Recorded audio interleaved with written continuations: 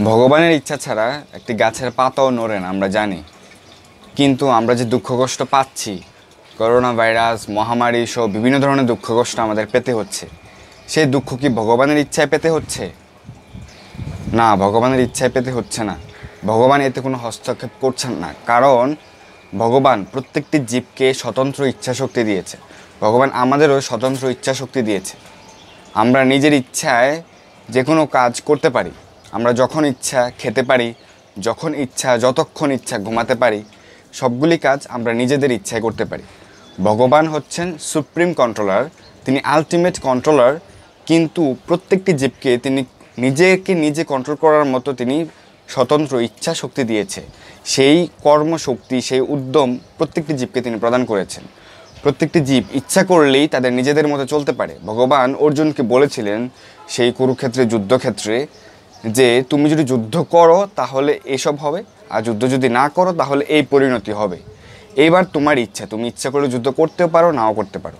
ভগবান আমাদেরকে ভালো এবং মন্দ দুটির দিক দেখিয়ে দেন এবং দুটির বিশ্লেষণ তিনি করে দিয়েছেন। ভালো করলে এই হবে, খারাপ করলে এই হবে। এখন প্রত্যেকটি জীবের নিজের ইচ্ছার উপর নির্ভর করবে। সে যদি ভালো কাজ করে তাহলে সে পুণ্যফল অর্জন হবে তার, এবং তার জন্য সে ভালো কর্মফল ভোগ করবে। আর যদি সে খারাপ কাজ করে তাহলে তাকে খারাপ কর্মফল তাকে ভোগ করতে হবে। যদি আমরা এই খারাপ কর্মফলের জন্য ভগবানকে দোষারোপ করি, সেটি হবে আমাদের হীন বুদ্ধিমত্তার প্রকাশ। আমরা দেখতে পারি যে সিগারেটের বা বিড়ির প্যাকেটে লেখা থাকে এটি স্বাস্থ্যের পক্ষে ক্ষতিকর, সিগারেট হৃদরোগের কারণ। কিন্তু তাও কি পৃথিবীতে মানুষ সিগারেট খাওয়া বন্ধ করে দিয়েছে? না, বন্ধ করে দেয়নি। মানুষ নিয়মিত খেয়েই যাচ্ছে। কেন? মানুষ জানে এটি তার নিজের জন্য খারাপ, তার শরীরের জন্য, তার স্বাস্থ্যের জন্য খারাপ, স্বাস্থ্যের জন্য হুমকি বয়ে আনবে এবং একটা সময় মৃত্যু ডেকে আনবে, অকাল মৃত্যু ডেকে আনবে। কিন্তু কেন খেয়ে চলেছে? কারণ সে তার নিজের সেন্সকে কন্ট্রোল করতে পারছে না, তার ইন্দ্রিয়কে তর্পণ করার জন্যে, ইন্দ্রিয়কে সে নিয়ন্ত্রণ করতে পারছে না, তার ইন্দ্রিয়কে তৃপ্তি দেওয়ার জন্য সে এটি খেয়ে চলেছে।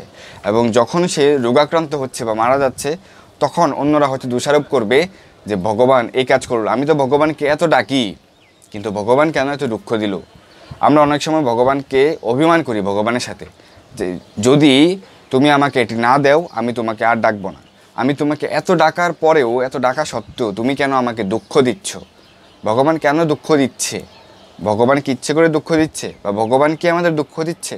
না, ভগবান দুঃখ দিচ্ছে না, আমাদের কর্মফল আমাদেরকে ভোগ করতে হচ্ছে। যদি আমরা বলি যে ভগবান আমি তোমাকে ডাকলাম, 1 বছর তোমাকে ডাকবো, নিয়মিত ডাকবো, আর পরীক্ষার খাতায় তুমি আমাকে লিখে দিবে, সেটি কি ভগবান লিখে দিবেন? না, আমাদেরকে কষ্ট করতে হবে, আমাদেরকে কর্ম করতে হবে এবং কর্মফলই আমরা ভোগ করব। যদি আমরা 1 বছর নিয়মিত পড়াশোনা করি তাহলে আমরা পরীক্ষার খাতায় লিখতে পারবো, নতুবা আমাদেরকে পরীক্ষার হলে বসে থাকতে হবে। ভগবান আমাদেরকে লিখে দিয়ে যাবেন না। সব কিছু আমরা ভগবানের উপর দোষ দিতে পারি না, ভগবানের উপরে দোষ ফেলে দিতে পারি না। যখন কোনো কিছু আমরা ভালো কাজ করি এবং সারা বিশ্বে আমাদের ভালো প্রচারণা হয়, তখন আমরা কি করি? না, সেই কাজটি আমি করেছি। তখন আমরা নিজেরা সেই কর্মের যেই ফল সেটি আমরা নিজেরা ভোগ করতে চাই, সেই কর্মের জন্য আমরা নিজেদেরকে প্রশংসিত করতে চাই। কিন্তু যখনই কোনো খারাপ কাজ আমরা করি বা কোনো খারাপ কর্ম সংঘটিত হয়, তখনই আমরা দোষটা ভগবানের উপর চাপিয়ে দিই। কোনো কলকারখানায় লেখা থাকে যে এখানে অগ্নিকাণ্ড ঘটতে পারে, আপনারা সবাই সাবধানে থাকবেন। সেখানে অগ্নিকাণ্ডের জন্য প্রয়োজনীয় ব্যবস্থা নেওয়া হয়ে থাকে, প্রয়োজনীয় পানি, কার্বন ডাইঅক্সাইড বা অন্যান্য ব্যবস্থা নেওয়া হয়ে থাকে। কিন্তু যদি আমরা সেখানে সাবধান না হই আর যদি অগ্নিকাণ্ড ঘটে যায়, তাহলে কি আমরা ভগবানকে দোষ দিয়ে দেবো যে ভগবান তুমি এখানে আগুন লাগিয়ে দিলে, ভগবানের দোষে এখানে অগ্নিকাণ্ড হয়ে গেল, এত বড় বিপদ হয়ে গেল, এত মানুষ মারা গেল? আমরা ভগবানকে দোষ দিয়ে দিতে পারি না। যখন গাড়ি চলে, ড্রাইভারের উচিত নিয়ম মেনে গাড়ি চালানো।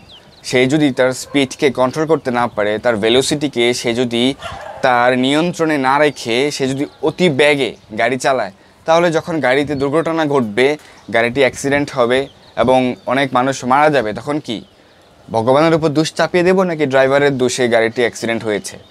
তো প্রত্যেকটা মানুষকে তার নিজের কর্মফল ভোগ করতে হবে।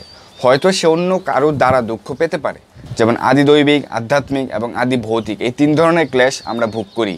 আদি ভৌতিক ক্লেশের ফলে অন্যের দ্বারা আমাদেরকে দুঃখ ভোগ করতে হয়।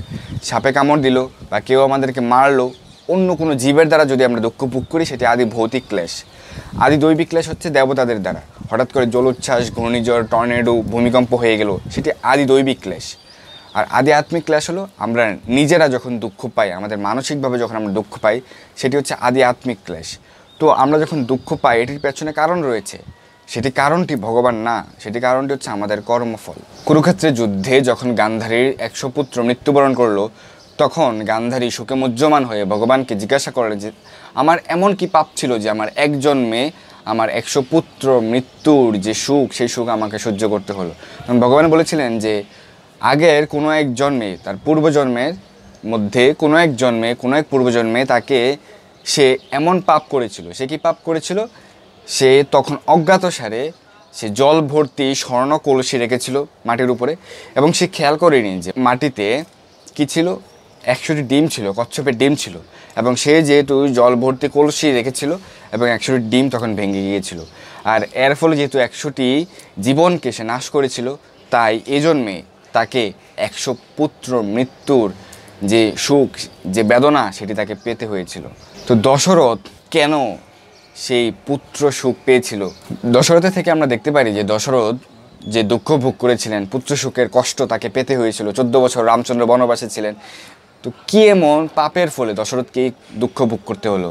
তো দশরথ একবার অজ্ঞাতসারে তিনি বাণ মেরেছিলেন শব্দভেদী বাণ, আর শব্দভেদী বাণ গিয়ে পড়েছিল অন্ধমুনির পুত্রের গায়ে। যদিও দশরথ ইচ্ছে করে সেই অন্ধমুনির পুত্রের গায়ে বাণ মারেননি, তিনি অজ্ঞাতসারে সেই বাণটি পড়েছিল সেই অন্ধমুনির পুত্রের গায়ে, এবং অন্ধমুনির পুত্র তখন মৃত্যুবরণ করেছিল। এবং এর ফলে এরপর তখন অন্ধমুনি অনেক প্রলাপ করেছিলেন, অনেক কান্না করেছিলেন, সুখে অনেক মুহ্যমান হয়েছিলেন। আর সেই সুখের ফলে সেই ফল, সেই কষ্ট ভোগ করতে হয়েছিল দশরথকে। দশরথকেও সেই পুত্র সুখের কষ্ট তখন ভোগ করতে হয়েছিল। তো আমরা দেখতে পাচ্ছি যে এখানে পাপের ফল আমাদেরকে ভোগ করতে হবে, এবং যে কষ্ট আমরা পেয়ে থাকি সেটি হচ্ছে আমাদের কর্মফল।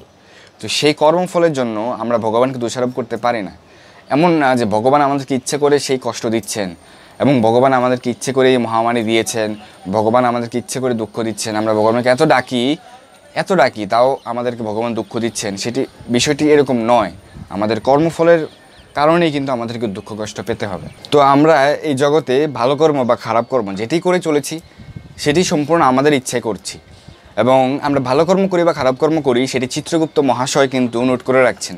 এবং ভালো কর্মের জন্য আমাদেরকে, পুণ্যকর্মের জন্য আমাদেরকে স্বর্গসুখ ভোগ করার অফার দেওয়া হবে, এবং যদি আমরা পাপ কর্ম করে চলি এর ফলে আমাদেরকে ভোগ করতে হবে, আমাদেরকে নরক যন্ত্রণা পেতে হবে, এবং নরক যন্ত্রণা, দুঃখ কষ্ট ভোগ করার পর আমাদেরকে বিভিন্ন শরীর দেওয়া হবে, আমাদেরকে 84 লক্ষ যোনিতে জন্মগ্রহণ করতে হবে, এবং জন্ম মৃত্যুর চক্রে আমাদেরকে পতিত হতে হবে, এবং নিয়মিত আমাদেরকে দুঃখ কষ্ট ক্লেশ পেতে হবে।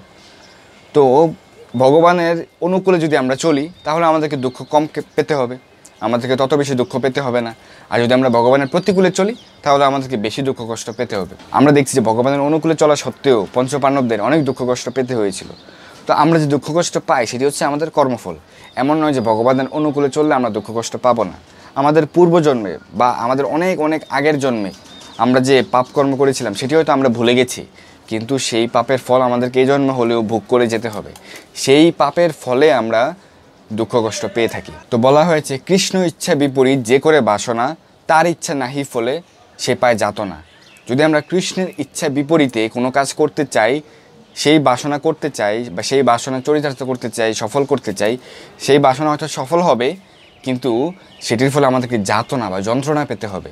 তো আমরা যদি কৃষ্ণের ইচ্ছাকে গুরুত্ব দিয়ে আমরা কাজ করি তাহলে আমাদেরকে তত বেশি যন্ত্রণা পেতে হবে না, কারণ তখন কৃষ্ণ আমাদেরকে ব্লেস বা আশীর্বাদ প্রদান করেন, এবং কৃষ্ণের আশীর্বাদে, কৃষ্ণের ইচ্ছায়, কৃষ্ণের কৃপায় তখন আমাদেরকে কম কষ্ট পেতে হবে, এবং আমরা কষ্ট পাই অথবা দুঃখ পাই, আমরা অন্তিমে সফল হব, এবং অন্তিমে আমরা কৃষ্ণকে সন্তুষ্ট করতে পারবো, কৃষ্ণের ধামে যেতে পারবো। তাই ভগবান শ্রীকৃষ্ণ কি বলেছেন যে মনমনা ভব মদভক্ত। ভগবান শ্রীকৃষ্ণ গীতার নবম অধ্যায়ের 34 নম্বর শ্লোকে বলেছেন মনমনা ভব মদভক্ত মদ ইয়াজিমাম নমস্কুরু।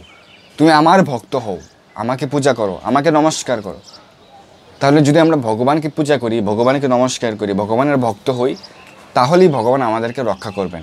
আমাদের বিপদ হোক, আমাদের যত সমস্যায় থাকুক, যদি আমরা ভগবানকে স্মরণ করি, ভগবানের পূজা করি, ভগবানকে নমস্কার করি, ভগবানকে ডাকি, আকুলভাবে ডাকি, তাহলে অবশ্যই ভগবান আমাদেরকে রক্ষা করবেন।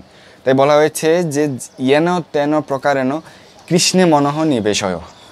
যদি আমরা যেন তেন প্রকারে আমরা দুঃখে থাকি, আমরা কষ্টে থাকি, আমরা বাসা থেকে বের হতে না পারি, আমাদেরকে হোম কোয়ারেন্টাইনে থাকতে হয়, আমরা যেভাবেই থাকি, যেখানেই থাকি, আমরা বাংলাদেশে থাকি, ভারতে থাকি বা আমেরিকায় থাকি, বা আমরা বিমানে থাকি বা লঞ্চে থাকি, আমরা যেখানেই থাকি, যেভাবেই থাকি, যেমন প্রকারেই থাকি, দুঃখে থাকি বা সুখে থাকি, আমাদের উচিত আমাদের মনকে কৃষ্ণে নিবিষ্ট করা। যদি আমরা আমাদের মনকে কৃষ্ণে নিবিষ্ট করতে পারি, কৃষ্ণের কথা চিন্তা করতে পারি, কৃষ্ণের দিকে ধাবিত করতে পারি আমাদের মনকে, এবং সর্বদা কৃষ্ণের সন্তুষ্টির জন্য কাজ করতে পারি, কৃষ্ণের অনুকূলে, কৃষ্ণের ইচ্ছা অনুযায়ী যদি আমরা কর্ম করে চলি, তাহলে আমাদেরকে কি অত বেশি দুঃখ কষ্ট পেতে হবে না। এবং যদি আমরা কর্মফল ভোগ করতে হয়, দুঃখ কষ্ট পেতে হয়, আমরা অন্তিমে ভগবানের ধামে ফিরে যেতে পারবো, কৃষ্ণকে সন্তুষ্ট করতে পারবো, এবং আলটিমেট যে ভিক্টোরি, সেই ভিক্টোরি আমাদের হবে। আমাদেরকে এই জন্ম মৃত্যুর চক্রে পুনরায় আবর্তিত হতে হবে না। আমরা ভগবানের ধামে ফিরে যেতে পারবো, এবং ভগবানের ধামে ফিরে গেলে আর এই জড় জগতে ফিরে আসতে হয় না, আর দুঃখ কষ্ট পেতে হয় না, আর জন্ম মৃত্যুর চক্রে পতিত হতে হয় না। এবং আলটিমেট ভিক্টোরি যে আমাদের হবে, যে পরম বিজয়তে শ্রীকৃষ্ণ সংকীর্তন। যদি আমরা শ্রীকৃষ্ণ সংকীর্তন করি, তাহলে আমাদের পরম বিজয় সুনিশ্চিত হবে। তো আসুন আমরা যে যেখানে থাকি, যেভাবে থাকি, আমরা সর্বদা পরমেশ্বর ভগবান শ্রীকৃষ্ণের নাম, রূপ, গুণ, লীলা শ্রবণ করি, তার নাম রূপ কীর্তন করি, সর্বদা হরে কৃষ্ণ মহামন্ত্র কীর্তন করে চলি, এবং যে একাদশী ব্রত এই কলিযুগের জন্য নির্দিষ্ট করে দেওয়া হয়েছে, সেই একাদশী ব্রত আমরা পালন করি, এবং ভগবানের চিন্তায় আমরা সর্বদা নিমগ্ন থাকি। ভগবানকে গ্র্যাটিটিউড জানাই, ধন্যবাদ জানাই, থ্যাংক ইউ জানাই, এবং ভগবানের নির্দেশ মতো আমরা চলি, এবং আমাদের এই জন্মকে আমরা সার্থক করি, এবং অন্যদের আমরা সেই উপদেশ প্রদান করি যেন অন্যরাও তাদের জীবনকে সার্থক করে তুলতে পারে এবং ভগবানের ধামে ফিরে যেতে পারে।